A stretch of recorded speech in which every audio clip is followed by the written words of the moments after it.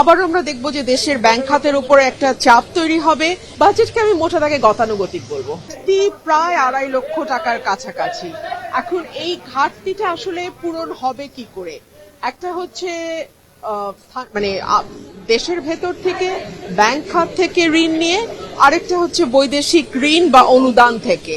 So আবার আমরা দেখব যে দেশের ব্যাংক খাতের উপরে একটা চাপ তৈরি হবে এবং বাইরে থেকে যে ঋণের কথা ধরা হয়েছে 1 লক্ষ কোটি টাকার উপরে বিদেশি ঋণ বা অনুদান, সেখানেও খুব ভালো খবর তো আমরা দেখছি না, বিকজ IMF তাদের যে লোন দেওয়ার কথা ছিল সেটার লাস্ট দুটো কিস্তি তারা এই সরকারের সময় বাতিল করেছে। IMF যখন ঋণের কিস্তি বাতিল করে এবং তখন দেখা যায় যে অন্যান্য দাতা সংস্থাগুলো আর সেভাবে ঋণ দিতে চায় না।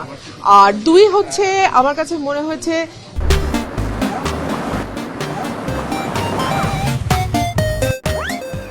রাজস্ব আহরণে যে লক্ষ্যমাত্রা ধরা হয়েছে সেটাকেও যথেষ্ট উচ্চাভিলাষী বলে মনে হয়েছে, বিকজ আমাদের ট্যাক্স জিডিপির যে রেশিও সেটা দক্ষিণ এশিয়ার মধ্যে বাংলাদেশের সবচেয়ে কম। সো সেই জায়গায় এত বেশি ট্যাক্স সরকার আহরণ করতে পারবে কিনা সেটাও একটা বড় প্রশ্ন।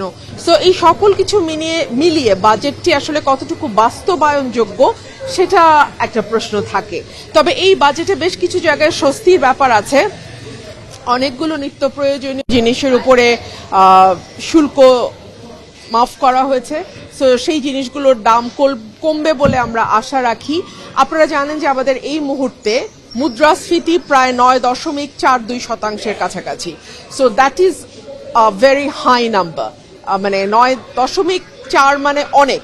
সো এই মূল্যস্ফীতিটা কি করে কমিয়ে আনা যায়, আশা করি সরকার সেই ব্যাপারে পদক্ষেপ নেবে।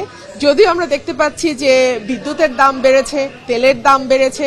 সো এই সব কিছুই কিন্তু মূল্যস্ফীতিতে ভূমিকা রাখে। সো দেখা যাক সরকার এই ব্যাপারে কি করে।